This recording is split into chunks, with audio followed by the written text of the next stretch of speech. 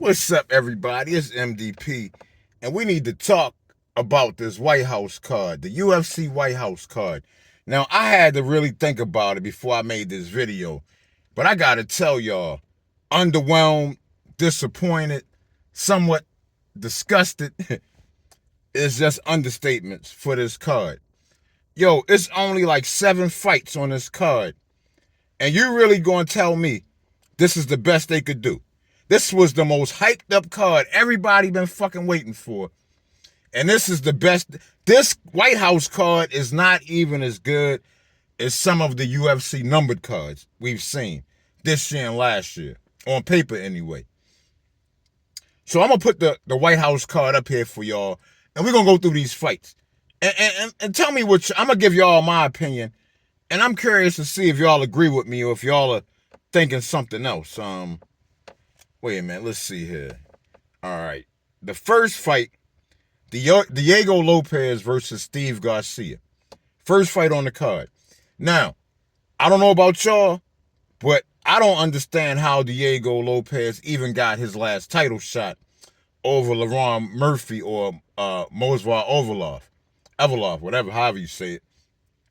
I don't understand how he got the title shot over two undefeated fighters when Volk already had beat him once before, but he got another title shot that he didn't deserve. Now, not only did he get another title shot, but now he's fighting on the White House card. So I don't know what the fuck he's got on people in the UFC, but you talk about favoritism, come on. I mean, I like Diego Lopez a lot, but not this fucking much, to be honest. And then, who the fuck is Steve Garcia? I mean, I'm sure I can look him up and know who he is, but just off of name recognition, who is Steve Garcia? What importance does this match have to the featherweight division? I mean, if he was going to be on the card, put him up against somebody like Aljamain Sterling. Don't that make more sense, than Steve Garcia? Anyway, moving on to the next match. Bo Nickel versus Kyle Dukakis.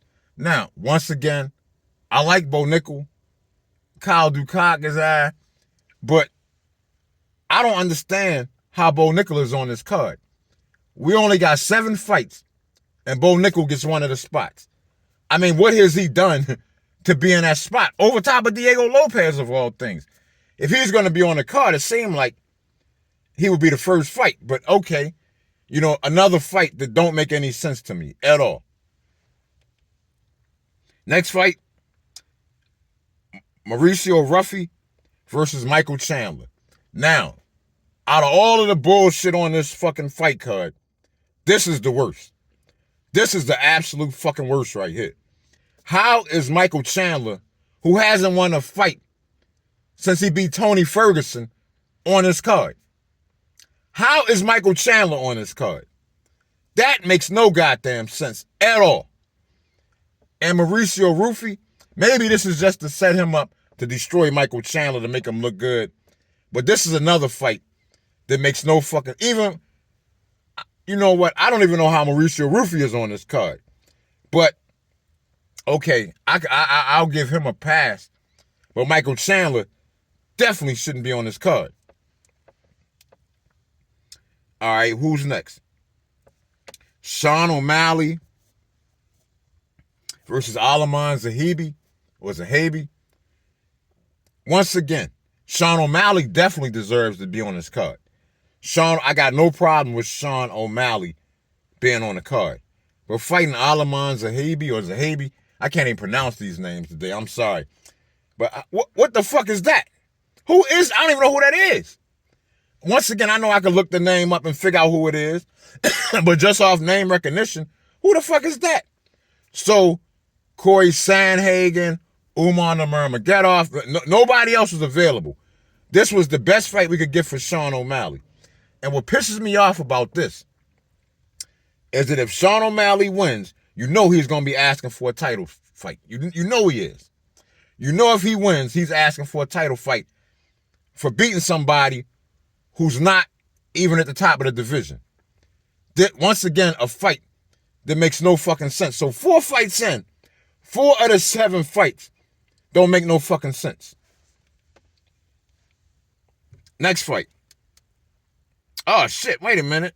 1, 2, 3, 4, 5. There's only 6. I said 7. There's only 6 fights on this card. Holy shit. Okay, damn. We're already at the co-main event, which is Alex Pereira versus Cyril Gane, which actually, I got no problem with this fight.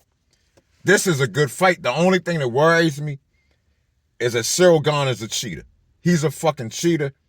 No fucking way you poke somebody in their eye and both their eyes with 2 fingers.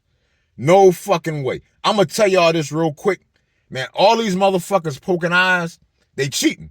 Either they got very amateur boxing skills or they're fucking cheating intentionally. Okay, man, I know how to fight. I'm 51 years old and I know how to fight still. I can throw punches very fast at 51 years old. And let me tell y'all something about punching, throwing a punch at somebody's face or even their body. You never fucking leave your hands open. Never. You always have a tight fist because it's very easy. If you punching and leaving your fingers exposed, man, it don't take nothing to break or dislocate one of your fingers. I've had both my pinkies broken before. It takes nothing to break a finger. I don't care how big and strong your hand is. If I grab your pinky finger, I'm going to break that bitch. I promise you. I will break your finger. So who the fuck?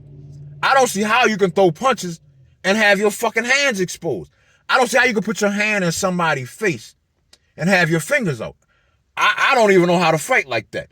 If anything on my hand touches your face or your eye, it's going to be a knuckle. It's going to be my knuckle going in your eye. My fingers are never going to go in your eye.